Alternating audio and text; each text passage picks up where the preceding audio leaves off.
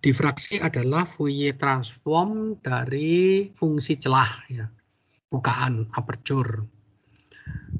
Ini berlaku untuk kasus difraksi medan jauh, tapi ya, jadi kalau tidak medan jauh bukan gitu ya. Jadi dengan perumusan seperti itu, ternyata nanti hanya pasnya juga dibentuk yang basisnya kartesian juga, ya. Jadi kita lihat sekarang kalau misalnya celahnya berupa kotak begini, kemudian lebarnya D1 dan D2 dalam dua arah yang saling tegak lurus, ya. Berarti medan di titik P yang jauh itu bisa dinyatakan dengan CEIK R0.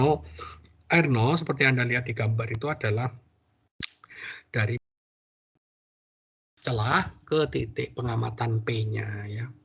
Kemudian ini adalah fungsi celahnya, aperture function-nya dalam arah X dan arah Y. Kemudian ini faktor eksponen inilah yang nanti apakah bisa disederhanakan sehingga bisa diasosiasikan proses keseluruhannya dengan Fourier transform, ya. Nah, jadi kuncinya adalah menghitung ini KR0.R ini, ya, R0.R, di mana R0 yang tadi saya bilang yaitu dari pusat celah menuju titik pengamatan, dan R besar ini adalah titik di celah yang menjadi sumbernya pada perhitungan integral ini, ya, source-nya, wavelet-nya. Dan karena medannya jauh, maka R satunya lagi ini juga menuju ke P, tapi karena medannya jauh, maka mereka boleh dianggap sejajar, ya. Jadi sebetulnya mereka ketemu. Maka secara matematika R yang di atas ini bisa dinyatakan sebagai minus R besar plus R0, ya. Nah, secara segitiga, ya, bentuknya seperti itu. Dan kalau kita ingin tahu berapa panjang R, ya, berapa panjang R itu, maka kita lakukan dot product nanti di akar, ya. Jadi dot product dari apa, ya? Dari ungkapan bagi R ini, yaitu R0 min R besar, ini di dot productkan dengan R0 minus R besar. Dot product tersebut akan menghasilkan R0 kuadrat dan R besar kuadrat panjang aja, tapi akan ada suku ini, minus 2 R0 dot R, ya. Nah, ini suku R0 dot R ini. Lalu karena kita akar, dan yang panjang itu adalah R0, relatif terhadap R besar, jauh lebih panjang R0, maka R0 kuadrat ini kita keluarkan, ya, dari ekspresi ini. Berarti dia jadi angka 1, yang suku keduanya menjadi R0 dibagi dengan R0 kuadrat, ya. Yang terakhir, ya, R kuadrat dibagi R0 kuadrat juga tentu. Nah, di sini dia muncul sebagai R0 karena kan diakar, ya. R0 kuadrat diakar jadi R0. Nah, tadi yang suku kedua ini dibagi dengan R0 kuadrat, itu dipisah jadi dua di dalam notasi ini, ya. Satu untuk pembagi R0, menghasilkan R0 satuan, dan yang satunya lagi R besar per R0. Kemudian pada medan jauh ini, aproksimasi orde pertama aja yang kita pertahankan, suku kedua ini kita buang, karena R0 jauh lebih besar daripada R besar. Akibatnya kita punya 1 minus 2 R0 pakai top ini, pangkat setengah, ya. Aproksimasi Taylor orde pertama akan menghasilkan ini setengahnya pindah ke sini saja, ya, dan hilang gitu. Approximately seperti itu. Akibatnya angka 2-nya menjadi angka 1, ya. Kemudian kalau semuanya dikalikan R0 lagi pada saat itu, maka angka 1-nya ini berubah jadi R0, sedangkan di sini R0 bisa dicoret, ya, tentu saja. Nah, Anda dapatkan yang di bawah ini, bahwa R besar itu R0 minus R pakai topi dot R, ya. Lalu sampai di sini kita identifikasi sistem koordinat kita. R besar itu tidak lain X, Y, ya, Z-nya yang ke arah sini. R0 itu bukan sejajar Z, ya. Jangan lupa R0 itu dari titik pusat celah menuju ke titik pengamatan, ya. Maka dalam sistem yang kita pakai ini, sistem koordinat ini, R0 pakai topi bisa kita ungkapkan sebagai kosinus sudut-sudut itu aja masing-masing, alfa 1, alfa 2, alfa 3, di mana alfa 1, alfa 2, alfa 3 itu adalah sudut yang dibentuk oleh R0 dengan masing-masing sumbu, ya. Jadi diambil kos-kosnya, itu akan menghasilkan koordinat masing-masing X, Y, Z-nya.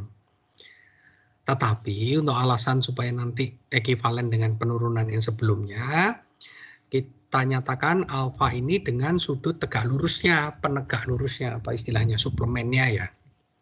Jadi dengan sudut theta, di mana theta itu ada 90 derajat dikurangi alfa ya. Semuanya kita nyatakan di dalam theta. Akibatnya semua cos berubah menjadi sin. Dan karena R besar itu tidak punya komponen Z, ketika didot produkkan dengan R0 ini tentu komponen Z-nya nggak nongol. Sehingga menyisakan X sin theta 1 dan Y sin theta 2, di mana sin theta 1 dan theta 2 itu terkait dengan pernyataan sudut, tapi terhadap sumbu-sumbunya ya. Kalau di sini Anda perhatikan dalam kasus 2 dimensi supaya jelas, kebalik ya, kalau alfa 1 itu misalnya diukur dari X, maka theta 1 diukurnya dari penegak lurusnya dari Y gitu ya. Kira-kira gitu pembalikannya. Nah, sehingga pola intensitasnya yang tadi itu bisa diungkapkan seperti ini. K dot R-nya bisa diurai semua ya. Ini K sin theta 1X minus K sin theta 2Y. Nah, integralnya terhadap dx dy karena apa? Celah kita kotak. Jadi K sin theta 1 itu konstanta aja, oleh karena itu kita beri label aja lah di sini KJ, itu K sin theta J ya. Jadi ini K1 dan K2 sesuai dengan sudut tadi. Setelah jadi seperti ini, kita lihat bahwa ini adalah transform Fourier dari masing-masing arah untuk fungsi T1X. Jadi ini fungsinya masih kita perbolehkan untuk merupakan fungsi X. Jadi kadang kalau bahasa optiknya disebut itu fungsi apodisasinya gitu ya. Jadi celahnya bisa Anda tutup dengan sesuatu yang transmisinya itu bisa bervariasi terhadap posisi X-nya, posisi Y-nya gitu ya. Jadi pada dasarnya akan menjadi Fourier transform dari itu. Sebetulnya ketika sampai di sini itu titik desain ya, untuk dari sisi desain. Oh, berarti hasilnya itu adalah Fourier transform dari fungsi celah. Jadi kalau celahnya bukan cuma lubang, tapi sesuatu yang ditutup dengan bahan optik yang memiliki transmisi yang bervariasi terhadap posisi, nanti hasilnya intensitasnya juga akan berbeda tergantung Fourier transformnya hasilnya apa gitu. Jadi itu memberi peluang Anda untuk menciptakan sistem optik dengan respon yang Anda kehendaki supaya jadi begini gitu ya. Nah, kalau cuma lubang doang ya berarti ini kayak fungsi kotak itu yang kita pelajari di Fourier transform kan, fungsi kotak gitu, antara minus D1/2 sampai D1/2 dan minus D2/2 sampai D2/2. Ya Anda tahu itu Fourier transformnya fungsi sin ya, akan menghasilkan fungsi sin, sinus dibagi sendiri, yaitu sin V1 kali sin V2, di mana V1 itu adalah ini setengah KDI sinus theta 1. Kok setengah ya? Karena lihat sistem koordinat yang dipakai, celah kita itu lebarnya D, dari minus D/2 sampai D/2 ya. Berarti dia merupakan perkalian dari fungsi sin kuadrat saja intensitasnya. Kedua arah yang saling tegak lurus. Maka ini hitungan matematik, ini simulasi di MATLAB. Dia menghasilkan ya, difraksi di dua arah ini ya. Ada dua sumbu difraksi, pola intensitasnya gitu, tapi karena perkalian jadi efeknya kena dua-duanya gitu. Artinya di sebelahnya tetap ada seperti ini. Harusnya gambar ini mengingatkan Anda kadang kalau di film atau di apa tuh bentuk benda dari jauh, bintang atau apa tuh suka digambarkan berbentuk seperti ini ya. Silang gitu. Cahayanya tuh seperti jebret seperti ini gitu. Itu karena efek difraksi kan berarti gitu sama dengan ini ya. Nah, oke, itu yang kotak ya. Dan saya sendiri nggak berhasil buat itu karena nggak punya alatnya di rumah, masih untuk buat lubang kecilnya itu susah ya. Kalau lubangnya besar nggak jadi juga gitu. Jadi kayak RBL tuh kalau Anda mau nyoba begitu juga boleh ya dicoba gitu. Tapi ingat ya, source-nya harus koheren ya. Nah, sebetulnya nggak mesti cahaya juga sih ya. Tapi kalau misalnya mau suara gitu berarti detektornya mikrofon. Anda mesti memikirkan pokoknya harus koheren sumbernya. Kalau tidak koheren nggak akan terjadi interferensi ya.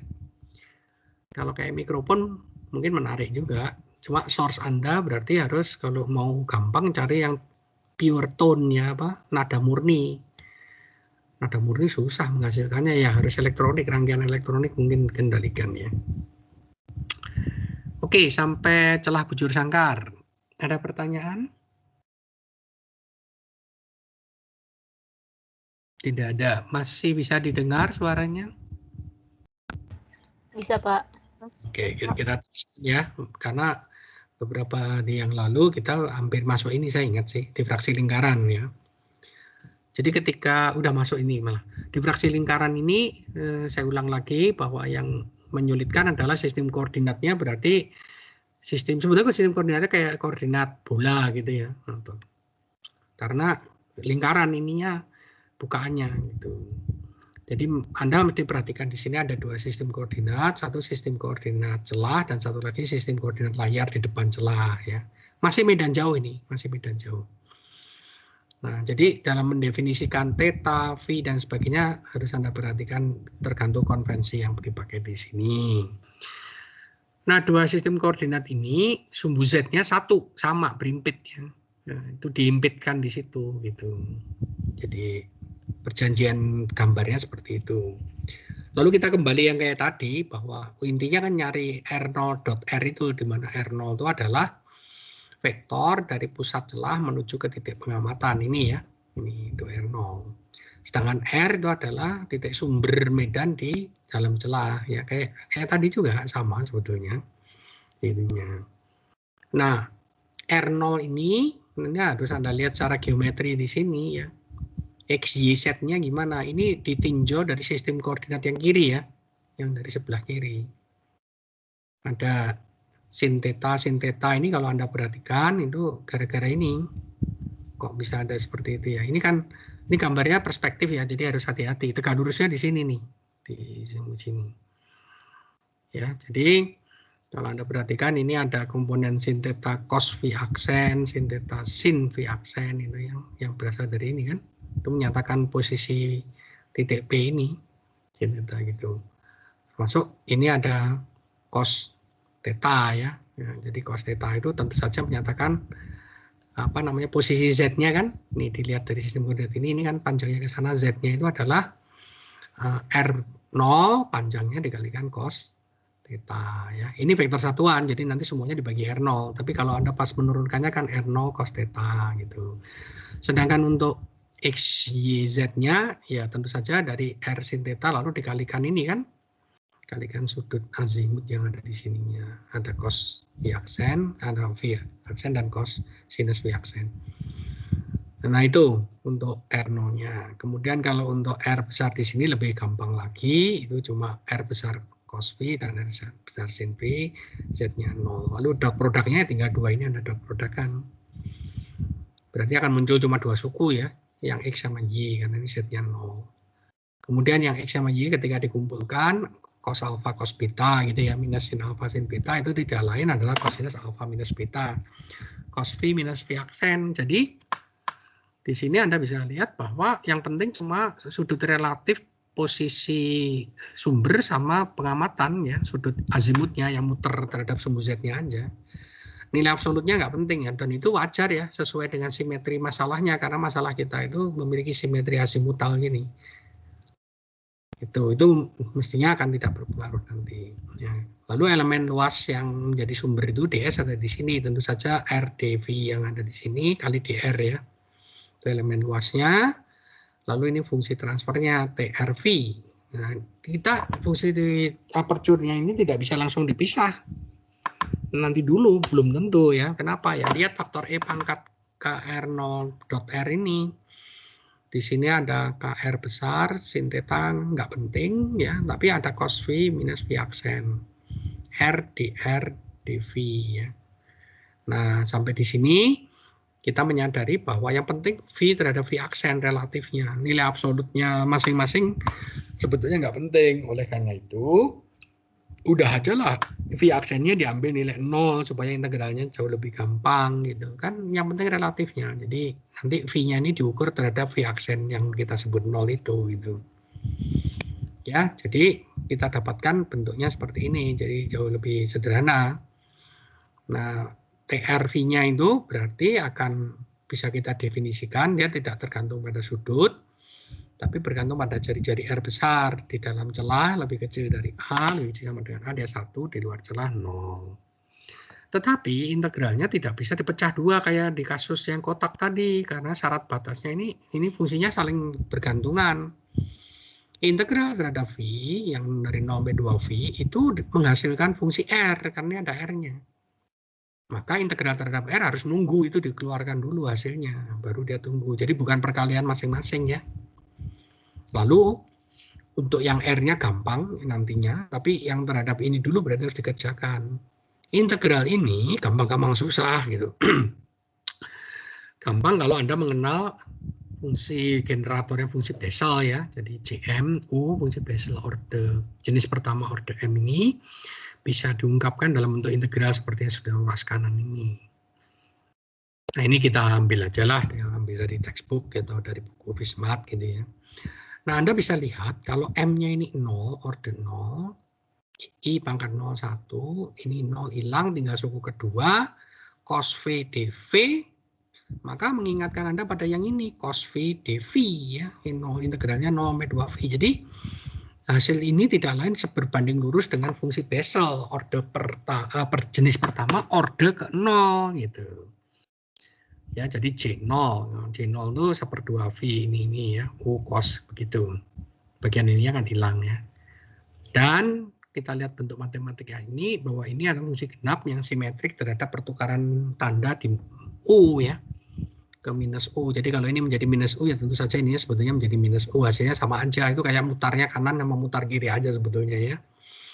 Kayak gitu. Tapi kan 0 sampai 2pi gitu, sama aja satu putaran penuh. Maka ini bisa diungkapkan dengan menggunakan fungsi Bessel jenis pertama orde ke 0 ya, seperti yang di ruas kanan ini. Tidak heran muncul 2V ya, 2V-nya kan naik ke kanan, ke sana, ke kiri sini ya, ada 2V. Maka sekarang integral R Anda yang harus Anda hitung adalah integral terhadap fungsi Bessel orde ke 0 ya. Dari ini argumennya, yang jadi V-nya ini tidak lain adalah KR sin theta gitu. Ya, integralnya sepanjang jari-jari ya, dari 0 sampai A gitu. Nah, integral ini pun memerlukan pengetahuan kita tentang sifat fungsi Bessel jenis pertama, yaitu ada hubungan rekursif antara orde fungsi Bessel dan turunannya, ya turunan U pangkat M, Gm U terhadap U ya, turunan terhadap U itu hasilnya adalah fungsi Bessel yang satu orde lebih rendah ya. Kalau Anda perhatikan nih, bacanya kan gitu aja, ini U pangkat M, Gm, ini menjadi UM, Gm min 1 gitu ya. Jadi Anda perhatikan adalah di sini ini ada U, ini Cm fungsi U ya. Jadi kalau nanti misalnya M-nya ini 1, ini J1, ini U pangkat 1, ini U pangkat 1, ini J0 U. Jadi akan ada U J0 U. Nah, kita tadi kan punya itu yang kayak gitu tuh ya, yang di bagian ini. Nih. KR sin theta ini walaupun cuma R doang kan dikalikan K sin theta itu sebagai konstanta, lalu dibagi K sin theta kan boleh aja ya. Jadi kita punya yang bentuknya seperti ini ya, U pangkat 1 J0 U ya. U pangkat 1 J0 U itu sama dengan yang ada di dalam integran itu. Ya, jadi kalau di sini saya beri label misalnya itu kita definisinya sebagai V ya, KR sin theta. Maka dV sebagai fungsi dari R ya sama dengan K sin theta dr. Substitusi keungkapan yang tadi akan Anda dapatkan yang seperti ini. Yang penting ada V, J0, V, dV. Nah, ini berarti sama dengan ruas kanannya ini ya. Jadi untuk U-nya diganti huruf V, lalu M-nya adalah angka 1. Berarti ini J0 sama. Kalau begitu, yang ruas kanannya ini bisa diganti dengan turunan ini. Ya tentu saja semua U diganti V ya. Jadi turunan terhadap V, J0, J1V ya. Lalu diintegralkan terhadap V. Ya. Jadi turunan diintegralkan balik ya. Tentu saja kembali ke dirinya sendiri kan. Suatu fungsi diturunkan lalu Anda integralkan lagi. Maka hasil dari integrasi ini tidak lain adalah yang di sebelah kiri itu ya. Jadi akan jadi V pangkat 1 J1 V ya hasil integralnya. Ini dia. Sudah saya kembalikan lagi ke arti V-nya tadi. Yaitu arti V itu apa, lalu dimasukkan syarat batas ini ya. Maka yang nolnya akan hilang, hanya mempertahankan yang atas saja, K sin theta, J1 K sin theta gitu. Tinggal ditulis ulang sedikit agak beda aja, nggak masalah. Kita kumpul-kumpulkan mana yang bisa dicoret gitu ya. Anda punya J1 ini. Oke, yang kita lihat apa? Oh, hasilnya ternyata bukan Fourier transform kalau kasusnya bukaan lingkaran ya. Kalau yang tadi kotak iya, karena ini hasilnya adalah fungsi Bessel ya. Jadi tidak diperoleh dari Fourier transform. Lalu kalau intensitasnya seperti biasa dikuadratkan ya, berbanding lurus dengan dia sebetulnya. Dimensinya lain sih, dimensinya nggak masalah ya. Polanya akan bisa diperoleh dari EP kuadrat ya, dikalikan harga mutlaknya. Jadi artinya, komplek konjugitnya. Maka ini suku EIKR0 ini nggak ada artinya, karena hilang nanti dikalikan komplek konjugitnya. Tinggal ini ya, tinggal ini dia Anda peroleh. Nah, untuk X kecil itu berarti apa nantinya? Nanti urusannya dengan KA sin theta ini, kalau KA sin theta-nya kecil ya. Maka fungsi Bessel orde pertama ini, fungsi Bessel jenis pertama orde 1 itu boleh didekati dengan X per 2. Kalau ini boleh Anda peroleh dari ekspansi power series atau deret kuasa dari fungsi Bessel ya, Anda bisa lihat. Dia linear aja, cuma setengah X aja gitu. Jadi untuk sudut theta kecil, kalau misalnya sebetulnya KA sin theta kecil, tapi kalau KA-nya konstan ya berarti sin theta-nya yang kecil ya. Itu berarti nilai dari limit dari ini ketika menuju 0 itu akan mendekati nilai ini ya. Akan menjadi nilai X per 2 saja gitu yang ada di. Nah, itu kalau Anda masukkan ke sini, maka dia akan menjadi X per 2 dibagi X kan, ini KA sin theta kan X-nya. Gitunya. Jadi menjadi setengah kuadrat ya, menjadi setengah kuadrat karena ada kuadratnya yang kuadrat. Alias menjadi 1/4 gitu ya. Oh, berarti kalau nanti sudutnya itu 0 ya, kan X kecil. Ekstrimnya kan 0 ya. Ini sin theta 0. Kalau itunya 0 berarti nilai dari intensitasnya itu adalah ini dikalikan dengan 1/4 alias pi A kuadrat jam kuadrat. Nah, ini kita beri nama kalau gitu. Inilah intensitas maksimum kita gitu. Di mana? Tepat di depan celahnya. Ya, persis di sudut theta 0. Jadi dengan demikian maka ungkapan intensitas pada sembarang sudut ya, karena dia memiliki simetri asimut ya. Theta itu lihat gambar yang tadi, itu masalah kita bergerak ke atas, bawah, kiri, kanan, antara ke arah radial ya. Diberikan oleh hasil bagi ini 2J1 dengan argumennya ini KA sin theta kuadratnya. Ini memberikan polanya. Ketika diplot itu memang ekstrem ya, kalau Anda bisa lihat. Kalau maksimumnya ini sebenarnya bukan I0 sih, ini IMAX ya harusnya. Kalau sesuai dengan yang di sini kan IM ya. IM itu Anda bisa lihat bahwa maksimum berikutnya yang kedua di sini itu habis benar-benar jatuh sekali gitu ya. Mungkin nanti kalau PR suruh ngitung ya, seperberapanya sih gitu ya. Sangat jauh lebih lemah gitu. Apalagi yang berikutnya ya, ini udah lebih lemah lagi.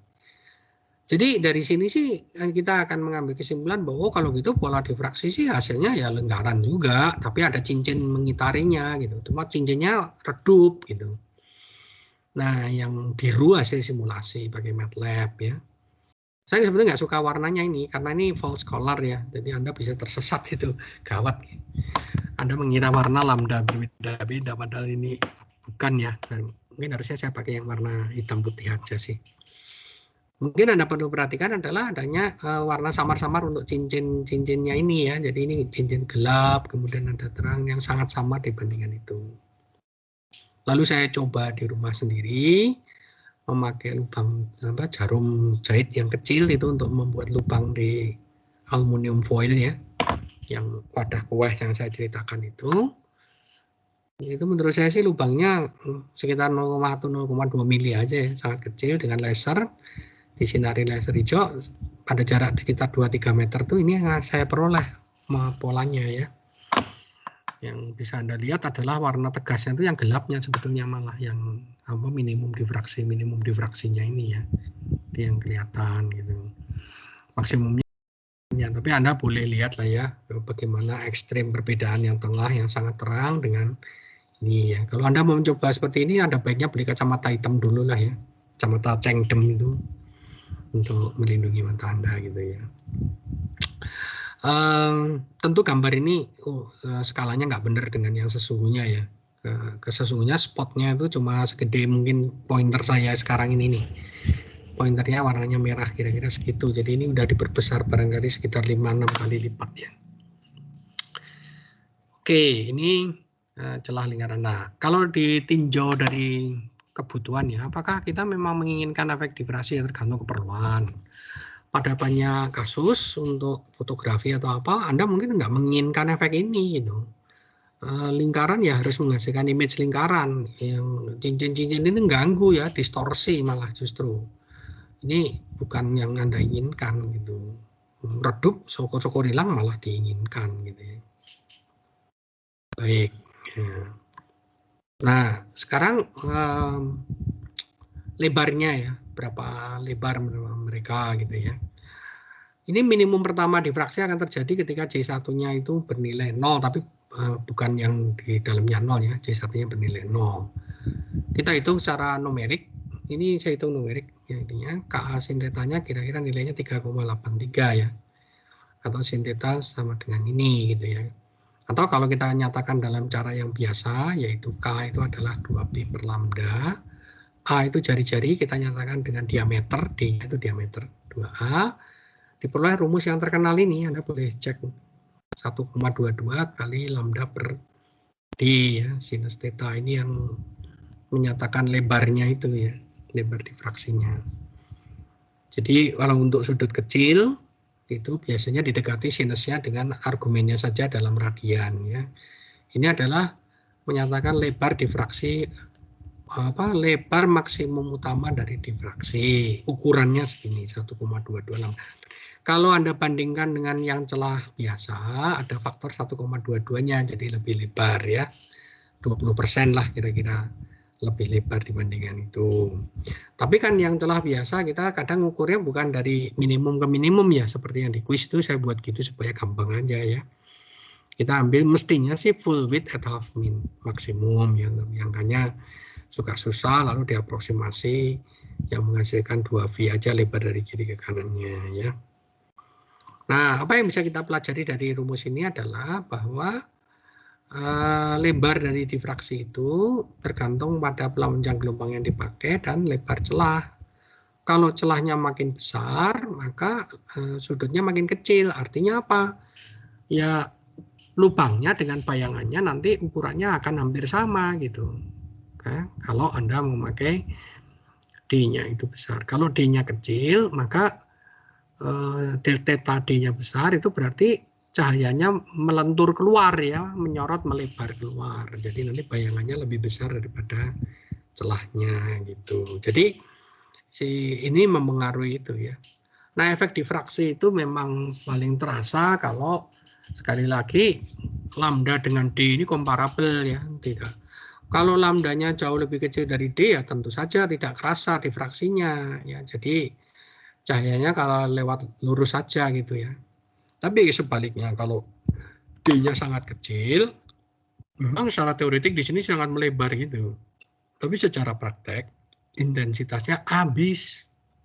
Jadi susah diamati alias gelap. Cahayanya kayak nggak bisa lewat gitu ya. Jadi ada hal lain yang terjadi. Sampai di situ ada pertanyaan? Saya udah berusaha pelan kali ini dan ngulang lagi. Tidak ada. Kalau tidak ada kita teruskan. Masih bisa didengarkan kan ya? Masih, Pak. Oke. Nah, ini populer kayak contoh di tingkat 1 lagi ya, yaitu difraksi dan interferensi oleh celah banyak identik. Jadi kita punya celah gitu, tapi sekarang celahnya kembar ya, sama. Mungkin bedanya sama tingkat 1 cuma panjang celahnya ini dibatasi L gitu. Kalau di celah di tingkat 1 suka nggak dibatasi, cuma dimensi sana aja. Tapi hitungannya sama kok ya. Nah, jadi kayak sebetulnya sama aja dengan celah yang satu dimensi yang pernah kita bahas itu ya integralnya. Ini mirip yang itu, sama persis. Nanti yang membedakan fungsi celahnya aja, TY. Saya sebut T2Y karena arahnya arah Y. Jadi kalau arah 1 kita sebut T1 itu arah X gitu ya. Jadi yang membedakan ada di sini ya. Jadi disimpan di TY-nya ini. Jadi TY-nya apa ya? TY-nya fungsi kayak sisir Dirac itu ya. Kok tapi deretan kotak-kotak pulsa gitu, 10 10 10 gitu.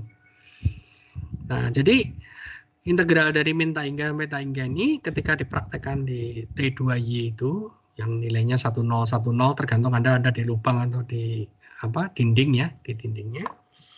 Maka Anda akan punya integral ini. Anda mengintegralkan angka 1 yaitu ketika lubang ya tergantung lubangnya di mana ya. Ini Anda lihat sistem koordinatnya, lubangnya di sini nih 0 sampai D, lalu D kecil sampai D kecil plus D ya. Nih. Itu integral Anda ada di situ angka satunya, jadi pecah banyak sekali ya. Lebar celahnya D, jarak antar celahnya D kecil ya, lebar celahnya D besar. Maka Anda bisa lihat di sini kalau kita punya N celah, maka inilah posisi terakhir dalam integrasi ya, N besar min 1 D kecil ditambah D ya, N besar min 1 itu yang ini. Kok min 1 Pak? Habis kita mulainya dari 0 ya. Ini celah pertama, ini celah kedua gitu kan. Berarti celah terakhir ya ini N-1 kali D, karena celahnya ada N buah ya. Ini salah ketik ini. Mestinya nggak usah sih harusnya, karena ini udah diambil angka 1 di sini ya. Jadi harusnya T2Y-nya coret ya, Anda lihat di catatan Anda udah nggak ada lagi aja. Karena sudah kita nyatakan di sini sama dengan 1 itu ya. Ya secara umum sih sebetulnya boleh ada. Kalau misalnya Anda celahnya ini Anda tutupi dengan sesuatu lagi, apodisasi gitu. Tapi daripada pusing-pusing udah aja lah, ini anggap angka 1 udah dilakukan, jadi ini nggak perlu ada lagi gitu. Nah berarti integralnya ya gampang, karena berarti integral E I K sin theta ini aja Y ya. K sin theta kan tadi biasanya kita beri label K aksennya, Y di Y ya, nanti hasilnya fungsi E pangkat ini. Ya sudah, Anda tinggal lakukan itu E pangkat K sin theta Y, ini Y-nya ini semuanya ini. Yang di atas sama yang di bawah itu ya. Maka Anda akan memperoleh hasil ini untuk celah pertama, E I K D sin theta minus 1 karena E pangkat 0 kan. Bawahnya I K sin theta itu karena ketika mengintegralkan kita pakai substitusi kan. Ada I K sin theta. Ini celah kedua. Celah kedua ya tinggal batas atas, batas bawah. Hampir sama dengan ini. Terus sampai yang terakhir, walaupun ini tulisannya panjang, tapi Anda segera lihat bahwa 1, IK sin theta yang di bawah ini bisa dikeluarkan dari penjumlahan ya, karena semuanya sama. Kemudian yang di atas, setiap faktor ini sebetulnya selalu bisa dituliskan sebagai perkalian dua hal ya. 1, ini kan semuanya ada sin thetanya, tarik keluar IK sin theta. Lalu D kecil, ini juga ada D kecilnya, semuanya gitu. Ada kan, jadi itu bisa dikeluarkan juga gitu ya, itu bisa Anda keluarkan. K ini bisa kita keluarkan, maka kita akan punya apa? IK sin theta, IK sin theta itu. Lalu yang di dalamnya berarti tinggal EIK D besar minus 1 ya, EI dan D besar minus 1. Nah itu mah mengingatkan Anda pada suku pertama, sama gitu. Nah gitu. Berderet-deret gitu, jadi Anda bisa faktor out ya, bisa kita keluarkan itu EIKD sin theta minus 1 kali ini bisa keluar. Nah yang di dalam yang bersisa berarti tinggal angka 1, ini untuk yang pertama. Yang kedua hanya menyisakan EIKD sin theta. Yang ketiga EI2KD, mulai kelihatan polanya gitu. Nah ketika Anda lihat polanya, Anda menyadari bahwa ini adalah deret geometri, di mana tiap suku diperoleh mengalihkan EIKD kecil sin theta dari suku sebelumnya. Berapa suku? N buah suku ya. Ada N buah suku. Ya sudah, Anda pakai rumus deret geometri, jumlah deret geometri untuk N buah suku ya. Nah, ini rumusnya diterapkan di situ. Atas dengan bawah cuma selisih N besar ini ya. Nah, kan Anda ingat rumusnya kan? 1 minus R pangkat N dibagi 1 minus R ya, di mana R rasio deretnya. Nah, kita dapatkan pola medannya. Hasil difraksi dan interferensi ini terjadi dari suku N buah celah kembar ya. Anda bisa lihat nih, ini sing ya. Ini akan menghasilkan sing ya. Yang ini bisa didandanin sedikit. Gitu ya. Pertama kita definisikan dulu biar tulisannya ringkas. V itu KD sin theta per 2 kayak biasanya, lalu yang aksen itu untuk yang D kecil. Jadi ini ada dua macam D ini ya. Satu D lebar celah, D jarak antar celah. Kalau yang jarak antar celah itu untuk yang interferensi ya sebetulnya. Dengan menggunakan notasi ini, maka kita bisa menyatakan yang lalu ini, yang di sini. Nih ya. Ini jelas, ini sing. Yang ini belum kelihatan jelas, gampang. Ini kan kalau Anda lihat ini kayak E pangkat I alfa N ya, N besar. Yang bawahnya 1 minus EI alfa gitu ya. Kan KD sin tetanya sama. Kita anggap alfa aja. Nah, itu kita keluarkan yang E pangkat EI K alfa itu per 2 ya. Jadi setengahnya, pangkatnya setengah pangkat ini. Karena kita keluarkan setengah, yang di atas juga dikeluarkan setengahnya, maka yang tersisa di sini setengahnya ini, pangkatnya setengah ini juga pangkatnya setengah ini, tapi angka satunya itu menjadi seperti yang belakang ini, pangkatnya jadi kebalikannya gitu. Kalau di sini plus, ini pangkatnya minus. Kalau ini plus, pangkatnya minus. Tapi suku pangkatnya sama persis dong, karena ini kan angka 1. Lalu Anda lihat itu tidak lain adalah bisa dituliskan dalam bentuk sinus ya. Atas sinus, bawah sinus juga. Pembaginya sama 2i 2i, jadi nggak masalah ya. Jadi sinus itu sebabnya di sini kita punya ini ya. Sinus n besar V aksen, n besar sinus V aksen kuadrat ya. Jadi pola interferensi difraksinya itu memang interferensi difraksi, hasilnya 2 langsung ya. Jadi ini adalah, kalau Anda perhatikan, ini adalah fungsi difraksi satu celah. Ini hasilnya, ini intensitas difraksi satu celah dikalikan dengan hasil interferensi n celah. Jadi yang kedua adalah interferensi, intensitas hasil interferensi. Jadi kalau saya definisikan fungsi FD besar dan FI besar, saya nggak tahu sama dengan slide Anda nggak. Kadang saya pakai yang lama itu pakai I aja, tapi kadang-kadang takut kalau kacau balau sama I yang ini. Ini saya beri F aja lah fungsi ya. FD besar itu sing V, ini yang terkait dengan lebar celah. Kemudian F1 itu terkait sama yang interferensi yang ini ya. Sinus N V aksen, N sinus V aksen. Maka kita bisa melihat bahwa intensitas hasil difraksi terdiri dari perkalian hasil difraksi satu celah murni, satu celah aja. Kemudian dikalikan dengan interferensi banyak celah gitu. Jadi kita bisa berpikir gini sebetulnya. Hasilnya adalah interferensi banyak celah, tapi amplitudonya dimodifikasi mengikuti pola amplitudo dari fungsi atau pola intensitas dari fungsi difraksinya gitu. Nah, ini contohnya ya. Kalau misalnya pola interferensinya untuk N2 ya. Kalau N2 itu fungsi interferensinya ini kalau digambarkan ya. Ini kalau dianalisa pakai trigonometri masih gampang memang. Sinus 2V aksen, 2 kali sinus V aksen. Ini sinus 2V aksen kan 2 kali sinus V aksen cos V aksen ya. Hasilnya cos V aksen gitu. Nah, kalau ini saya gambarkan dalam bentuk sinus theta ya. Tapi supaya, karena kalau di komputer munculnya angka simbolik. Nah, yang seperti ini yang paling gampang. Ini saya bagi lambda per D ya. Jadi maksudnya di sini kalau angka 2 itu 2 lambda per D, 4 lambda per D kayak gitu. Maka pola hasil interferensinya itu tentu saja cuma kuadratnya ini ya, itu gampang ya, kuadrat ini. Kuadratnya aja. Ini 0, ini 1 ya. 0, 1 sampai di sini gitu. Dung gitu. Berulang. Jadi Anda dengan mudah bisa melihat bahwa puncak-puncaknya itu interferensi terjadi pada 0 lalu 1 apa? 1 lambda per D. D-nya apa? D kecil, jarak antar celah ya. Lalu 2 lambda per D, 3 lambda per D dan seterusnya. Nah, sedangkan yang difraksinya itu dengan menggunakan sumbu horizontal yang sama persis, sin theta dibagi lambda per D kecil, saya sengaja pakai D kecil juga ini. Maka Anda bisa melihat bahwa memang difraksinya sadis gitu ya. Jadi maksimum yang keduanya itu Anda bisa lihat bandingin dengan yang pertama jauh banget gitu. Ya, ini minimum pertama dia terjadi di sini ya, sekitar angka 3 itu kalau nggak salah, karena dalam contoh saya ini berapa sih, 2 itu ya.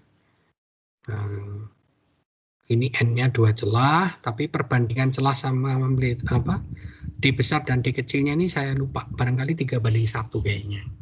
Saya nggak ingat ini. Nah, ini efek difraksi oleh satu celah, pola intensitasnya begitu. Anda harus perhatikan sumbu horizontalnya ya. Ini saya udah gambar dengan sumbu horizontal yang sama. Sehingga kalau dikalikan, kan tadi hasilnya dikalikan. Ini kalikan Anda bisa lihat dong, pengali itu ini menekan banget ini, menghabiskan mendekati 0. Maka intensitas hasil interferensinya itu yang order tinggi tertekan, nggak keluar. Gitu. Sedangkan intensitas yang di dalam bungkus maksimum difraksi utama, difraksi satu celah nongol. Ya, 1, 2, 3 ini nongol di sini, ada di situ. Tapi walaupun nol, amplitudenya mengalami penurunan parah akibat dikalikan dengan ini ya, faktor difraksi ini. Nah, dari sini Anda bisa lihat bahwa dalam kenyataannya kita nanti walaupun pakai celah yang banyak itu tidak mudah untuk melihat maksimum utama dari hasil interferensi kalau ordernya tinggi ya di sana. Kenapa? Karena ditekan habis oleh difraksi ini. Difraksinya ini menimbulkan penekanan amplitudo itu. Padahal di dalam pembahasan daya pisah kita nggak bisa memisahkan lambda di order 0 ya, karena ini lambda di order 0 semuanya tumpuk jadi satu kan di sini. Jadi kita ingin memisahkan selalu di order-order yang bisa kecil aja di sini gitu ya.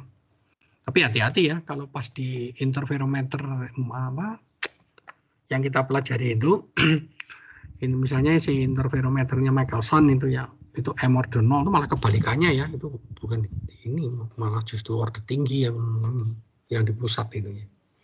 Karena fungsinya di sana cos-nya. Oke, ini yang kita amati itu. Jadi kalau di daya pisah nanti yang di sininya tumpuk semua, tapi untuk lambda 1/D yang berikutnya tentu bergantung lambdanya dong. Lambda 1/D, lambda 2/D itu bisa mulai geser-geser di situ. Nah, ketika kita ingin memisahkan hasil spektrum lambda 1 dan lambda 2, itu maksudnya kita ingin memisahkan dia di order ini ya. Di sini nggak bisa pisah dia. Kalau order tinggi banget, ini soalnya udah redup intensitasnya, itu nggak bisa dilihat gitu.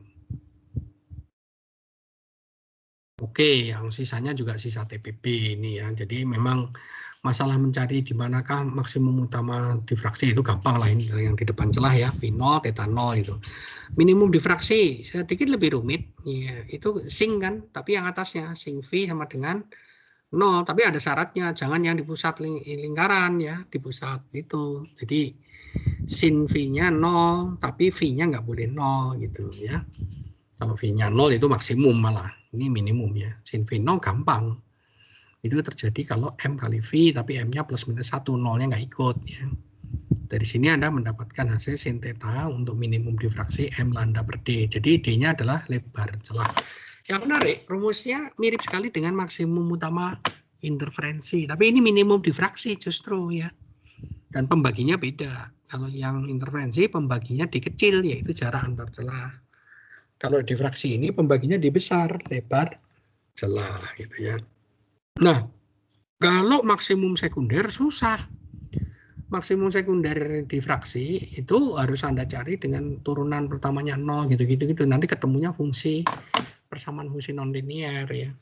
Nah, kalau mau naksir kasar aja, taksiran kasar untuk maksimum ini ya, yang sekunder yang difraksi ini, ya kita taksir aja lah dia kira-kira terletak di antara dua minimum difraksi gitu. Itu taksiran kasar ya, lumayan gitu. Ada sih di soal untuk naksir gitu lalu nanti diperbaiki gitu ya. Ini kira-kira ini kira-kira posisinya. Hanya untuk memberi bayangan intensitasnya kira-kira berapa sih gitu ya. Setelah dihitung tuh Anda bisa lihat di sini kurang dari 5% ya. Kurang dari 5% dari maksimum utama. Jadi 1/20-nya gitu. Itu maksimum utama, maksimum sekunder dari difraksi. Dan itu sangat berpengaruh di pola hasil difraksi interferensinya. Nah, ini pembahasan untuk pola interferensinya sekarang. Kalau konsentrasi ke interferensinya ya fungsi yang Fi besar tadi ya. Sin N V aksen dibagi N sin V absen. Ya intinya ini saja yang kalau mau dicari di mana dia maksimum minimum kan. Nah, maksimumnya itu ada yang utama, ada yang sekunder ya. Yang utama itu yang paling terangnya ya. Nah, tentu maksimum utama itu paling terang akan terjadi ketika ini nilai total ini 1 ya. Jadi kalau kita sebut karena bisa 0 ya, limit dari sin NV aksen N sin V aksen ini yang sama dengan 1, itulah yang akan menghasilkan maksimum utama. Atau boleh dibilang gini, kalau atasnya 0, bawahnya 0 gitu ya. Jadi sin NV aksen 0, N sin V aksen 0. N besar kan nggak bisa 0, jadi ada di sini. Kalau itu terjadi, maka itu akan menghasilkan maksimum utama. Ya, itu lebih gampang. Kenapa? Ya cari aja yang ada di sini. Ini kan N-nya bilangan bulat ya. Kalau itu bilangan bulat, jadi kalau sin N V aksen ini 0, gitu, maka yang di atasnya juga akan ikut 0 itu. Karena dia kelipatan bulat dari yang di bawahnya itu. Nah, itu terjadinya di 0, plus minus V, plus minus 2V, dan seterusnya. Gitu ya. Anda gampang lah nurunin ini, karena V aksennya kan sama dengan tadi, KD kecil per 2 sinus theta. Nah, ini bisa ditunjukkan maksimum utama dari interferensinya selalu terjadi di kelipatan lambda per D kecil, di mana D kecil jarak antar celah ya. Jadi kalau balik ke gambar di sini sebetulnya sama dengan ini ya. Jadi terlalu terjadinya di lambda per D, 1 lambda per D, 2 lambda per D, 3 lambda per D kayak gitu. Bedanya dengan yang 2 celah adalah munculnya maksimum sekunder interferensi ya. Jadi ada itu maksimum sekunder difraksi atau interferensi lah, itu jauh lebih kecil, itu akan keluar lagi gitu. Ini kira-kira maksimum sekunder. Oke, maaf sebentar ya.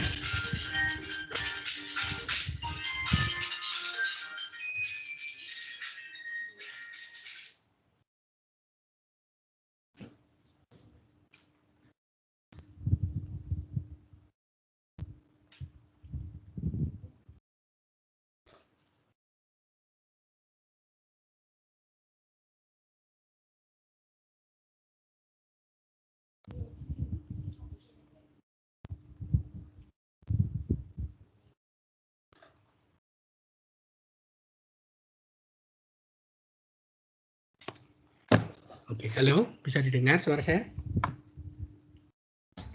Bisa, Pak. Maaf, itu biasa telepon tiap hari ditawari kasih hutang, tapi nggak ada yang nawari hutang yang pakai bayaran. Oke, kita teruskan ya. Nah, yang N celah tadi, yang minimumnya yang akan terjadi ya, tadi slide tadi yang sebelumnya kayaknya ada yang salah copy paste itu 5% oke itu. Minimumnya yang terjadi itu ketika F interferensi ini 0, tapi yang atasnya, yang jangan yang bawahnya. Yang atasnya ini 0, tapi jangan yang bawahnya 0 gitu. Kan ada itu yang kalau atasnya 0, Anda paksa 0, sudut pi aksennya itu mengakibatkan bawahnya 0. Kalau yang itu ya maksimum sekunder. Tapi kalau yang atasnya doang yang 0 dan yang di bawahnya V aksennya tidak jadi 0, maka dia menghasilkan minimum ya, minimumnya. Dan ini minimum ini terjadi pada MV per N besar ya, N per N besar. Jadi sebetulnya ini artinya apa sih? Ya artinya itu kalau Anda lihat tadi di maksimumnya yang utama itu kan yang di MV nih. MV apa? MV aksen. Kalau di sini Anda bisa lihat MV ya, si MV ini, MV. Kalau ini MV per N. Jadi artinya si minimum-minimumnya itu terjadi sama dengan itu di MV tapi dibagi N. Jadi kecil-kecil banyak kan?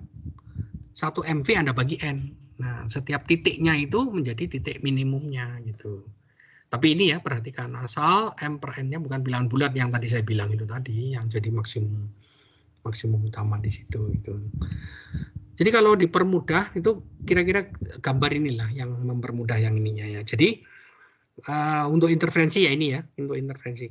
Jadi maksimum utama itu selalu terjadi di kelipatan bulat lambda per D kecil ya. Nih. Katakanlah ini M aksen, ini M aksen plus 1 yang berturutan itu. Kemudian yang di tengahnya minimumnya itu selalu terjadi di lebarnya ini berapa. Itu kan lambda per D. Itu Anda bagi N. N besar. Ya, N besar itu adalah jumlah celahnya. Jadi kalau dalam contoh gambar ini berarti jumlah celahnya ada 1, 2, 3, 4 ya. Ada 4 celah ini ya. Ada 4 celah. Sebentar. Ada 1, 2, 3, 4, 5 ini.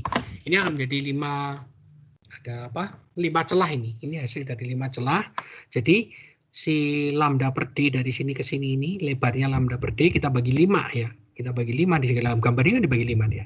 1, 2, 3, 4, 5 ya. Jadi Anda bisa menentukan titik minimumnya ini dengan mudah gitu. Dengan cara tadi itu, lambda per D kecil dibagi dengan jumlah celah. Itu adalah posisi minimum. Posisi maksimum sekundernya ya di tengah-tengahnya antara dua minimum itu kira-kira yang ada di situ ya. Nah, yang terpenting yang mana? Yang terpenting adalah tentu saja minimum yang pertama kali ini. Karena apa? Karena dia menentukan lebar dari maksimum utama interferensi. Di sini kita belajar ini N besar per D ini ya. Ternyata semakin banyak celah yang Anda pergunakan, pola interferensinya semakin tajam ya, ininya makin sempit.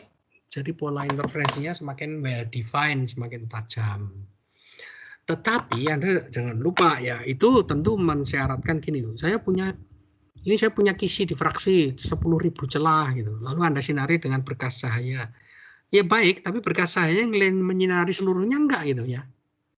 Kalau tidak menyinari seluruhnya ya kan ada yang tidak berfungsi ya, tidak ikut diperhitungan gitu aja ya.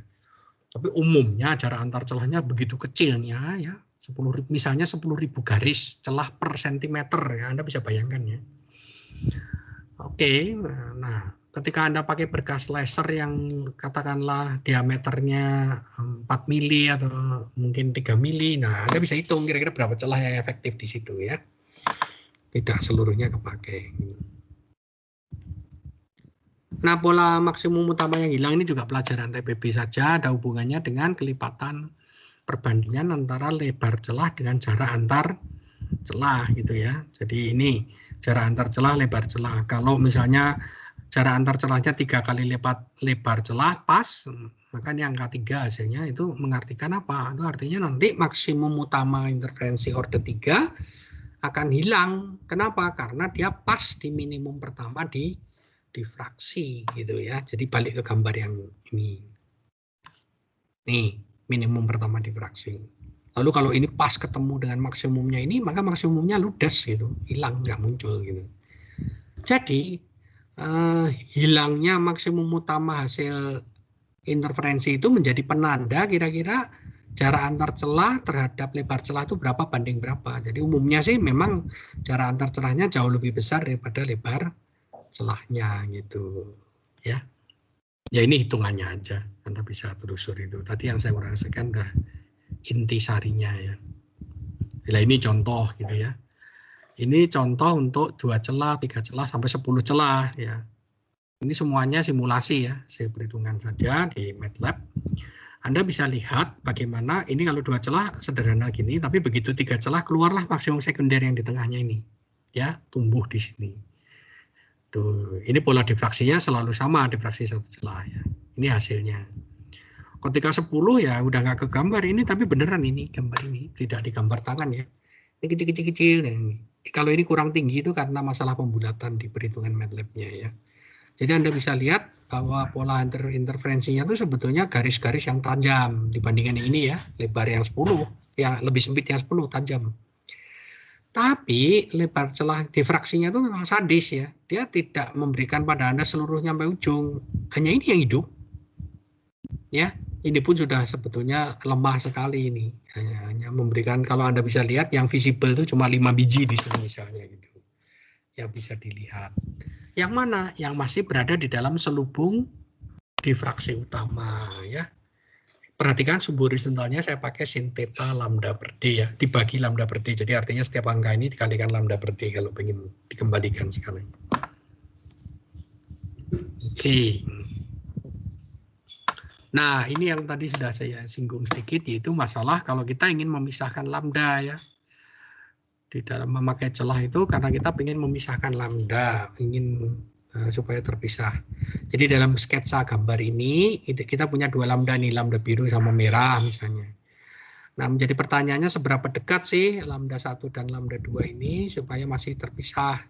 Nah, kriteria yang dipakai masih sama dengan sebelumnya ya. Kita pakai kriteria bahwa maksimum utama yang satunya pas di minimum pertama yang satunya lagi yang sebelumnya gitu. Itu aja. Kita pakai kriteria yang seperti itu. Rumusnya kan Anda udah tahu ini sin theta, jadi ini benar-benar berbanding lurus dengan posisi di layar ya. Berarti minimum pertama dari lambda 1 misalnya ini lambda 1, minimum pertamanya berarti M lambda 1 per D plus lambda 1 per ND ya, N besar itu ya. Nah, ini misalnya pas berimpit dengan maksimum utama yang satunya lagi. Yang mana? Yang lambdanya lebih gede gitu aja lah misalnya ya. Supaya tandanya jadi memang pas ini plus. Kalau lebih kecil ya dia sebelah kirinya gitu aja, minus gitu. Nah, dari sini bisa kita olah bagaimana perbandingan selisih lambdanya ya, lambda 2 minus lambda 1. Ya ini semuanya ada D-nya, ada coret aja, D kecil. Berarti M lambda 2 minus lambda 1 sama dengan gitu kan ya, lambda 1 gitu. Per NM ini gitu ya. Nah, daya resolusi atau daya pisah atau resolving power itu didefinisikan sama seperti di Fabry-Pérot ya. Lambda per delta lambda. Lambda per delta lambda berarti akan menghasilkan ini bukan N, ini harusnya M ya. Ini yang ini loh huruf M kecil. M kecil kali N. Artinya apa? Ditentukan oleh dua faktor, yaitu Anda mau melihat di orde berapa ya, orde maksimum berapa, M besar, M kecil. Lalu N yaitu jumlah total celah yang tersinari ya, yang terlibat di dalam peristiwa ini. Makin besar jumlah celahnya yang terlibat, semakin bagus daya resolusinya, artinya mampu memisahkan delta lambda yang kecil gitu. Yang satunya ini M ya, bukan M kecil, M. M Anda nggak punya banyak pilihan sebetulnya, Anda nggak bisa pilih yang tinggi-tinggi ya. Kita paling juga maunya 1, maksimum 2 gitu. Karena akan melemah intensitasnya karena efek di difraksi. Jadi dalam perhitungan ini kita nggak memperhitungkan difraksi ini cuma intervensinya saja ya. Itu daya pisahnya atau daya resolusinya. Ternyata sederhana bentuknya ya. Oke, ini ganti judul banget ya. Jadi saya berhenti dulu tanya. Ada pertanyaan? Tidak ada. Masih bisa didengarkan suaranya? Masih. Oke, kita akan teruskan. Ya, nggak tahu selesai atau enggak ada minggu ini, tapi kita mulai ya. Ini udah cukup rekor nih, gara-gara pakai slide kuliahnya nyampe sini. Selama saya ngajar gelombang, yang di kelas langsung nggak pernah bisa sampai sini. Waktunya habis gitu. Jadi berarti yang di kelas yang dibilang mahasiswa waktu ditanya di kuesioner terlalu cepat itu masih pelan ya. Berarti kuliah online-nya lebih cepat lah. Karena bisa sampai sini gitu. Bisa sampai di fraksi Fresnel. Jadi kakak-kakak kelas Anda yang saya ajar nggak bisa nyampe ke sini ya. Mungkin pengaruh karena slide nggak nulis, jadi cenderung cepat. Ya, kalau Anda tidak mengulangi lagi, belajar lagi, tentu akan kesulitan ya. Barangkali itu menjelaskan juga kuisnya kenapa tidak terlalu baik ya. Mari kita lihat difraksi Fresnel ya. Jadi ini intinya adalah difraksi oleh medan dekat. Nah, jadi tidak medan jauh. Gitu. Medan dekat artinya hitungannya lebih rumit. Ini aproksimasi sejajaran yang jauh itu tidak bisa dilakukan lagi gitu ya. Perumusan difraksinya masih sama sebetulnya, masih yang suku E, I, K, R plus R aksen dibagi R aksen yang kita rumuskan di awal, Anda ingat? Dengan perumusan yang seperti ini masih kita pakai E, I, K, R per R, E, I, K, R aksen per R aksen ya. Bedanya Anda perhatikan ini masih bertahan ya, bawah R aksen, atas R, bawah juga R, masih bertahan ini. Masih bertahan, masih bukan yang seperti di Fraunhofer seperti itu ya. Nah, aproksimasinya kita lakukan satu orde lebih tinggi untuk R-nya ini ya. Yang seperti yang sebelumnya, itu R itu sama dengan R0 kuadrat plus R besar kuadrat ya. Anda bisa lihat ini R ini dari P ini sampai ke titik itu ya. Ini P aksen ini kalau nggak salah untuk pengamatannya, ini P-nya untuk sumbernya ya, yang ada di situ. Jadi kita lihat dari sini, ini segitiga, tegak lurus di sini, kita kuras saja. R ini adalah R0 kuadrat ditambah R kuadrat yang besar ini. Nah, ini kita uraikan jadi dua suku utama yang kita pertahankan ya, orde 1. Jadi ini pangkat setengah kan ya, lalu R0 kuadratnya kita keluarkan, kita punya R0 plus setengah R kuadrat yang besar dibagi R0 ya. Sebentar, saya harus hati-hati ini ya.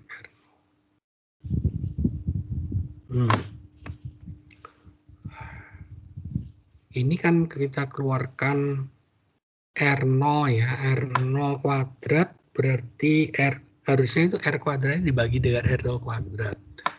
tapi nanti dikalikan R0 ya, betul ya. Jadi masih bersisa R. Ini maksud saya yang kuadrat yang atasnya doang, karena yang di bawahnya nanti kena R0 yang depannya lagi tinggal ini.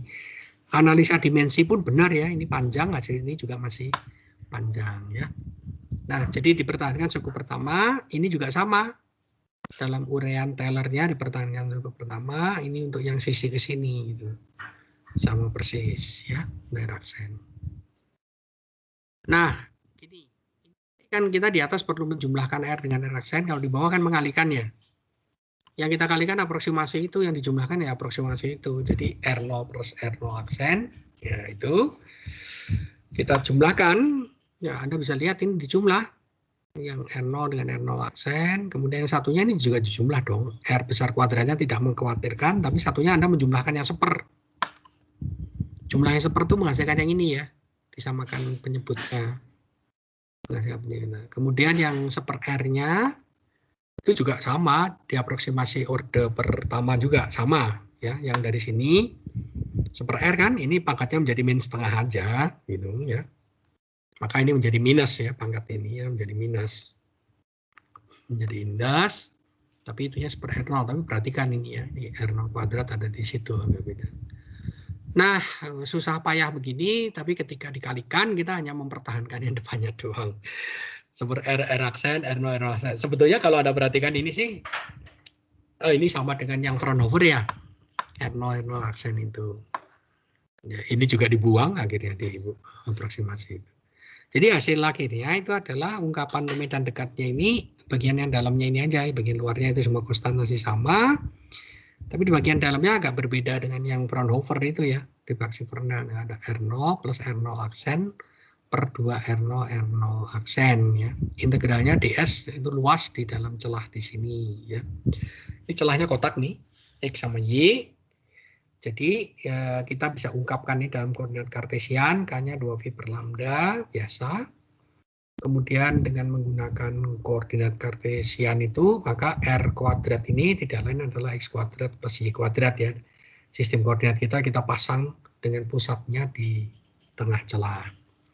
Kali dengan R0 aksen ini yang menyatakan jarak dari tengah ini ya, apa namanya, sisi celah ke titik sumber dan titik pengamatan ya, itu yang ada di situ. Yang satunya ke sumber, yang satunya ke pengamatan. Nah, ini bisa dipecah jadi dua suku pada dasarnya, satu yang terkait dikalikan dengan X, yang satu dikalikan dengan Y kuadrat ini. Jadi satunya kita sebut U kuadrat, satunya V kuadrat. Ini masalah pemilihan aja ini ya. Ini V-nya dipertahankan, ini per 2, lalu sisanya menjadi diserap dengan definisi U dan V gini. Ini definisi U dan V-nya. L-nya itu yang akarnya ini ya. Nah, dengan bantuan definisi itu, maka integral tadi berubah menjadi integral seperti ini. Dalam variabel yang baru ya. Jangan khawatir, U dan V kan toh sejajar sama X sama Y aja. Seperti ini, integral, tapi batasnya tentu saja X1, X2 jadi U1, U2, V1, V2. Tapi integralnya fungsi yang tidak ada hasil analitiknya. Kalau untuk terbatas ya, Anda bisa perhatikan EIU kuadrat ini, DU itu juga kuadrat. Jadi integral ini tidak ada solusi analitiknya hasilnya. Nah, sisanya ini adalah trik bagaimana menghitung ini aja. Terutama ini bersumber dari teknik zaman dulu. Sebetulnya zaman sekarang sih mungkin Anda langsung ambil komputer, di program hitung numerik aja gitu. Tapi lumayan, teman dulu juga cerdik orangnya, jadi boleh juga kita ikutin. Jadi integral ini kan pada dasarnya bisa kita pecah jadi dua ya. 1 0 sampai U2 dikurangi integral dari 0 sampai U1 ya. Boleh saja gitu. Ini kan bisa kita pecah jadi U1 sampai A sampai U2 gitu, lalu A-nya nanti kita pilih 0 ya. Jadi integralnya gitu. Lalu bentuk integralnya sama, yang berbeda cuma batasnya doang. Berarti hasilnya ditentukan oleh batas saja. Maka saya definisikan hasilnya itu sebagai fungsi D ya. D itu adalah integral ini, 0 sampai sesuatu ya. DU integral ini. Nah ini kita sebut yang ini ada DU2, yang ini kita sebut DU1 ya. Batas-batasnya ini tadi. Jadi hasil integralnya ini D2 minus D1 gitu. Nah, karena memungkinkan nilai kompleks ya, untuk di hasilnya ini kan kompleks ya, maka hasil integralnya juga kompleks. Kita pecah jadi dua. Ini bagian realnya kita sebut CU, Ini mengingatkan Anda itu loh, kalau kita nulis EI alpha itu cos alpha plus I sin alpha itu, mengingatkan itu. Jadi ini kita sebut CU bagian real plus I SU bagian imajiner. Tapi baik C maupun S dua-duanya real ya hasilnya. Imajinernya udah disimpan di I ini. Jadi kalau Anda lihat, lalu masing-masing apa ya? Masing-masing kembali ke sini dong ya. Fungsi EIU ini kan ini bisa dituliskan sebagai cos VU kuadrat per 2 plus I sin. Nah, itu dia. Jadi Anda mengintegralkan cos V kuadrat sama satu lagi sin V alpha kuadrat. Ini D alpha itu maksudnya DU ini ada di situ. Batasnya dari 0 sampai U, batasnya dari 0 sampai U ya. Jadi yang sin hasilnya nanti S, yang cos hasilnya C. Nah, dua integral ini disebut integral Fresnel ya. Sepasang integral Fresnel. Nah, secara formulasi, maka saya bisa menuliskan hasil ini cukup dengan menggunakan integral-integral Fresnel ini, gitu ya. E0P aksen ini pasti yang suku depan ini. Ya. Kemudian hasil yang pertama ini berarti integral Fresnel itu kan CU kan. Jadi CU ISU, tapi U-nya U2 kurangi U nanti U1. Jadi ini panjang ya ini. Karena U-nya untuk masing-masing ya. CU2, ISU2 minus CU I1 plus ISU I1 ya. Demikian juga yang satunya. Yang satunya juga pada dasarnya sama lah. Ini juga integral Fresnel. Yang membedakan cuma batasnya aja dari V1 sampai V2. Jadi sama persis. Cuma batasnya berbeda. Nah, bedanya merupakan perkalian dari ini. Fungsi integral Fresnel ini ya. Nah, integral Fresnelnya itu menarik, bentuknya kayak apa ya. Jadi mungkin lihat grafiknya dulu. Saya coba menggambarkan integral Fresnel kita ini ya, untuk C maupun S untuk berbagai nilai U yang berbeda. U atau V nggak masalah ya, itu nama. Ternyata dia fungsi yang berosilasi kayak teredam gitu ya, seperti ini bentuknya. Ini untuk nilai U yang berbeda. Dia fungsi ganjil ya. Ini yang positif, ini yang negatif ya, dibaliknya gitu nih. Ya, fungsi ganjil terhadap U. Jadi kalau U-nya, maka Anda lihat di atas ini, C minus U itu minus CU, S minus U juga minus SU ya. Dua-duanya fungsi ganjil. Dua-duanya berosilasi, tapi memang kayak ada selisih fase gitu, tergeser ya. Kemudian yang menarik hasilnya adalah nanti untuk nilai plus minus tak hingga. Itu ternyata ini Anda lihat ini ya, 0,4, 0,6 ini kalau diteruskan, dia ternyata osilasinya makin lama makin kecil, di sekitar setengah. Yang di atas untuk setengah. Jadi untuk U-nya plus minus tak hingga hasilnya plus minus setengah. Baik untuk C maupun untuk S. Ya, sama. Plus minus setengah. Itu limitnya itu. Ketika nilai U-nya tak hingga. Nah, jadi kalau nanti batas X sama Y-nya menuju tak hingga, Anda tahu hasil integral Fresnelnya. Gampang. Demikian juga kalau C0, S0 itu gampang. Anda bisa lihat di sini integral Fresnel 0 ya 0 gitu ya. Hasilnya ada di situ. Gitu. Nah, ini catatan penting dari saya bahwa walaupun tadi perumusannya nolnya di pusat layar, hasilnya masih bisa dipakai untuk ngitung kalau nolnya tidak di pusat layar dengan modifikasi kecil lah sedikit. Ada faktor pengali nanti saya jelaskan ya. Nah, kalau untuk keperluan perhitungan ini saya berikan beberapa nilai numerik, hasil perhitungan numerik dari integral Fresnel ini ya. Ini contoh saja sih. Sekian-sekian. Tapi biasanya orang nggak pakai ini. Ini sih enak kalau ada pas ya, akurat. Kalau pas U-nya ada di sini, Anda tinggal pakai aja. Tapi nggak terlalu mengembirakan juga. Anda bisa lihat U-nya selisih 0,1, di sininya juga lompatnya besar-besar gitu. Artinya kurang halus sebetulnya ini. Nah, ini yang terkenal. Spiral Cornu ya. Yang kalau Anda lihat ada di gambar kuliah online ITB-nya gelombang ya. Saya ambil kalau nggak salah satunya gambar ini, spiral Cornu ya. Nanti kalau gambar di situ semua udah kita pakai untuk kuliah, berarti kuliahnya udah habis itu ya. Gambarnya masih ada yang belum masuk di kuliah itu. Spiral Cornu ini pada dasarnya dipakai untuk menghitung integral Fresnel dengan cara yang cerdik ini. Orang zaman dulu tuh belum ada kalkulator, mereka banyak menghitung aproksimasi itu salah satunya pakai grafik-grafik ya, geometri. Jadi ini sumbu mendatarnya itu nilai CU. Sumbu vertikalnya nilai S. Berarti setiap titik di sepanjang spiral ini mewakili pasangan nilai CU dan SU untuk U yang sama ya. Tapi U-nya bukan yang tercantum di sumbu horizontal atau vertikal, salah ya, itu nilai SU sama CU-nya. Jadi kalau dikasih tahu garisnya doang, kita juga nggak tahu sebetulnya ini untuk U yang mana titik ini, gitu, hati-hati ya. Nah, jadi dia plot itu. Untuk setiap nilai U, berapa hasil C-nya, C-nya ditaruh untuk sumbu X-nya, hasil S-nya untuk sumbu horizontalnya. Lalu diplot, tek gitu semuanya. Ternyata bentuknya spiral gitu ya. Spiral, dan kalau U-nya menuju taingga, tadi limit kita menuju setengah kan ya. Kalau menuju plus taingga setengah, nanti ini muter terus makin lama makin kecil, makin kecil sampai ke setengah di sini. Terus ini mengingatkan Anda C0 S0 itu 0 ya, lewat di sini. Lalu ini mengingatkan Anda muternya bergelungnya kebalik yang di sini di bawah itu karena dia fungsi dua-duanya fungsi ganjil ya. Jadi sebetulnya spiral Cournot ini simetrik kan, cukup seperempat kuadran aja sesungguhnya ya. Seperempat kuadran asal digambar yang teliti, yang negatifnya sama kan, yang ada di situ ya. Nah sekarang cara makainya gimana ya, cara memakainya. Misalnya kita pengen tahu misalnya satu hasil integral untuk X1, X2 tertentu ya, kan integralnya terhadap X tadi, atau terhadap Y juga boleh ini. Maka Anda cari padanannya dulu, X yang itu U-nya berapa, X itu U-nya berapa. Jadi dari nilai transformasi yang di sini nih, kali L nih, L-nya itu ini, R0 aksen. R0 aksen itu jarak ke pusat isi ya, lattice itu. Nah, jadi setelah ketemu U-nya, misalnya U1-nya 0,4, U2-nya 0,2 ya. Ini terkait dengan X1, X2 ya. Berarti Anda perlu ngitung ini kan, berapa selisih C-nya ya. CU2 dengan CU1. Kemudian S-nya SU2 per SU1. Ya, jadi Anda perlu menghitung selisihnya. Nah, jadi Anda lihat di gambar ini, ilustrasi ini, misalnya kita harus cari, sebetulnya harus diberitahu. U0,4 itu ada di mana gitu ya. CU yang nilai 0,4 itu misalnya di sini, 0,8 itu misalnya di sini gitu.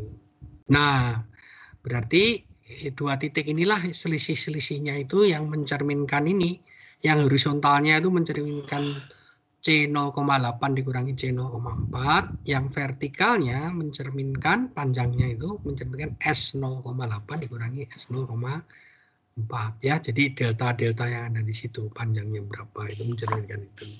Itu cara memakai spiral Cournot ya untuk menghitung integral Fresnel. Sekarang kalau diterapkan ya, kalau celahnya lebar sekali ya, maksudnya di dua arah itu lebar semuanya, alias tidak ada celah ya, jadi artinya bukaan aja, ya nggak ada apa-apa, ya harusnya tidak ada efek difraksi. Berarti U1 V1 minus taingga, U2 V2 taingga ya, jadi dua-duanya taingga, lubang besar sekali. Menurut si tadi sifat dari fungsi C dan S, kalau taingga kan hasilnya plus minus setengah ya. Ya sudah, tinggal dimasukkan aja hasil tadi. Setengah plus setengah, ini minus setengah, nanti dikuadratkan tadi kan ya, yang selisih-selisih. Maka tidak mengherankan hasilnya ya intensitas biasa aja, seperti tidak ada apa-apa ya. Berapa intensitas gelombang yang masuk itu, gitu ya. Lalu yang berikutnya sedikit celah tipis, ya, tunggal. Jadi artinya satu arah dia terbatas, arah lain dia panjang sekali ya sampai taingga gitu. Jadi misalnya untuk X-nya yang panjangnya taingga, berarti U1 min taingga, U2-nya min taingga. Ini untuk X kan, yang Y-nya terbatas ya, jadi nggak bisa. Maka berarti yang taingga yang dalam arah X itu bisa menghasilkan yang ini, 1 plus I itu ya. 1 plus I yang tadi. Kemudian yang ini adalah yang hasil yang arah Y-nya itu tadi, intensitasnya berapa. Ini ketika Anda masukkan di batas Y-nya, tadi U2 dan, ini bukan U2 yang V ini harusnya. V2 sama V1 ya akan menghasilkan ini. CV2 minus CV1 kuadrat, SV2 SV kuadrat. Karena apa? Dikalikan kompleks konjugitnya, jangan lupa ya. Intensitas kan, ini kalikan kompleks konjugit. Berarti nanti ini I menjadi minus I. Ya. Tapi jangan lupa ini sendiri itu minus-minus kan, C ini V ya, V2 minus CV1, SV2 minus SV1. Tuh ya, hasilnya ini dikuadratkan. Ini memberikan pola interferensi Fresnel kalau celahnya tunggal ya. Ini yang tadi saya berikan catatan pada Anda bahwa kalau R0-nya itu tidak diambil dari pusat celah gimana gitu. Ya, tadi ini balik ke sini nih. Ini loh. Ini kan R0 diambil dari pusat celah nih. Hitungan kita tadi basisnya kan ke situ. Terus hasil intensitasnya itu yang di pusat sini tadi, yang kita hitung susah payah tadi itu. Nah, ini itu perlu diajarkan supaya Anda tahu perluasan sedikit. Jadi, lah kalau misalnya titik yang mau saya hitung tadi tidak di pusatnya tapi agak naik ini gimana? Jawabannya sederhana saja. Ya udah, ini ambil penghubung antara sumber ke pengamat gitu ya. Lalu titik potongnya dengan celah itu. Ini titik potongnya saya sebut X-aksen. Itulah yang memainkan peranan O0-nya ini. Ya, jadi berarti ini menjadi titik nol yang barunya gitu, ini titik nol barunya. Lalu Anda tinggal konsentrasi itu saja, ini dengan sepotong yang ke sana gitu ya. Gitu. Nah, ini ya, titik nol pusat celah, lebar celah misalnya D, kemudian D-nya itu posisinya dari minus D/2 sampai D/2 itu ini maksudnya sampai itu ya. Kita hubungkan, kemudian diganti dengan yang baru ya. Dengan yang baru. Nah, yang penting itu nanti kan ketika mengintegralkan di dalam celah ini misalnya, kan berarti batasnya itu tidak simetrik lagi sekarang untuk khusus titik ini. Itu dia akan ngambilnya dari bawah ini, untuk yang di bawah dia, ini untuk yang di atas dia. Jadi ini katakanlah yang plusnya, ini untuk yang nilai Y ya ini ya, ini untuk nilai Y min, yang ke sana Y plus. Ya, itu Anda bisa lihat tuh. Tidak simetrik ya batasnya gitu. Jadi nanti V1 dan V2-nya tidak simetrik. Ini contohnya aja, hitung untuk V-nya saja, bagian V-nya doang ya ini ya. Anda akan menghasilkan kayak begini gitu. Yang V-nya tidak simetrik. Nah, berapa nilainya dan sebagainya ditentukan oleh berapa jarak sumber ke celah, dari celah ke layar. P kecil sama Q kecil ini. Pakai perbandingan segitiga aja. Pakai perbandingan segitiga. Tidak sulit ya, pakai perbandingan segitiga kan bisa ngitung. Ini kalau diberitahu ini berapa itu oke, udah bisa ngitung semua yang lainnya. Lalu Anda akan dapatkan ini maksudnya berapa intensitas di P aksen. Jadi kalau titik O aksennya ini Anda jalan-jalankan di sepanjang celah sini, ting-ting ke atas gitu, separuh lagi ke bawah, Anda dapatkan juga di sini komplit gitu ya. Nah, ini contoh yang menarik sebetulnya, tapi saya belum berhasil juga praktek dengan baik ya yang ini. Ini menariknya itu gini, kalau kita menyinari tepi silet misalnya itu dengan cahaya, secara teoritik itu dari pinggirnya itu akan terjadi pola difraksi yang seperti ini. Wah, susah melihat ini karena efeknya kecil sekali ya. Jadi ini ada cahaya nyerempet ke situ, ding tuh di sininya yang melentur gitu. Ya, terjadi gelap terang seperti ini gitu ya. Ini bukan hasil percobaan, ini hasil perhitungan simulasi komputer menggunakan rumus-rumus yang tadi, memakai MATLAB ya. Anda bisa lihat di sini itu ada gelap, tapi terus ada terang, tapi itu gelap terang gitu ya. Ini posisinya memang seperti ini. Jadi bawah ini adalah penghalangnya ya, silet misalnya gitu. Jadi bisa itu melentur lalu menghasilkan pola interferensi itu. Nah, tentu sekarang ini kondisinya adalah celahnya itu kayak celah sederhana yang cuma satu dimensi, tapi lebih parah lagi. Celahnya memang seperti celah satu dimensi. Katakanlah ke arah X dia memanjang sampai tak hingga, tapi ke arah Y-nya juga memanjang tak hingga, cuma bedanya batas bawah Y-nya bukan min tak hingga, tapi 0. Ya. Jadi dari 0 sampai tak hingga, itu bukaan separuh gitu. Tapi ke arah satunya lagi minus tak hingga sampai tak hingga ya. Ups, itu sampai di situ lah. Masih ada sih sebetulnya topiknya yang berhubungan dengan ini, tapi udah banyak sih ya. Saya berhenti sampai di sini aja. Anda baca lagi slide-slide-nya itu karena padat itu ya. Mestinya ada contoh hitungannya dan sebagainya, barangkali bisa menolong sih kalau gitu. Tapi di slide ini belum sempat dibuat itunya. Kalau menurut agenda sih pandu gelombang, tapi kalau misalnya bisa saya buatkan contoh, kita bahas juga nanti biar lebih gampang itu. Oke, untuk kuliah hari ini cukup sampai di sini. Lalu nanti hari Jumat kita teruskan ya. Saya coba buat contoh kalau bisa. Kalau enggak kita selesaikan pandu gelombang. Saya lupa pandu gelombangnya sudah saya upload atau belumnya, nanti saya cek lagi. Baik, ada pertanyaan? Komentar RBL mudah-mudahan udah pada mulai lihat dan kalian perlu mulai ancang-ancang ya, waktu singkat, tidak banyak. Dan pesan saya jangan buat RBL yang muluk-muluk yang Anda sendiri tulis tapi Anda tidak mengerti ya. Itu kurang baik gitu. Lebih baik isinya sedikit boleh tapi Anda menjelaskan sesuatu yang Anda mengerti gitu ya. Cukup jelas? Ada pertanyaan? Tidak ada. Oke, kalau tidak ada kita sudahi pagi ini, besok ketemu hari Jumat pagi ya. Terima kasih. Terima kasih. Oke. Terima kasih, Pak. Yuk.